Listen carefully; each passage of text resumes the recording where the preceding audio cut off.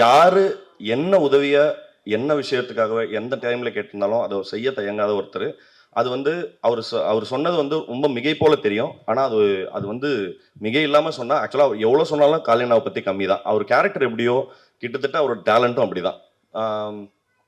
நான் வந்து நிறைய சமயங்கள்ல காளியண்ணா வந்து அவர் பண்ணியிருக்கிற வெரைட்டி ஆஃப் ரோல்ஸை அவர் கிட்டத்தட்ட பெரிய கேலரியை கிரியேட் பண்ணிட்டாரு.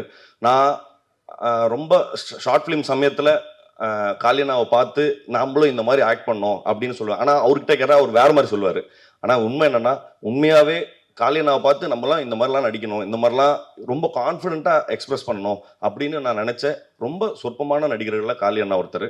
டிஎஸ்கே அவர் முக்கியமாக டிஎஸ்கே பற்றி என்ன சொல்லணும்னா, கிட்டத்தட்ட என்ன மாதிரி தான் அவரும் கிட்டத்தட்ட எல்லா பிளாட்ஃபார்ம்லையும் beat singing, stage, mimicry or acting எல்லாத்துலேயுமே வந்து அது இப்போ எனக்கு எப்படின்னா அது தெரியுதோ தெரியலையோ முதல்ல தலையை நுழைச்சிரும். என்ன நடக்குதுன்னு அப்புறம் பார்த்துக்கலாங்கிறது.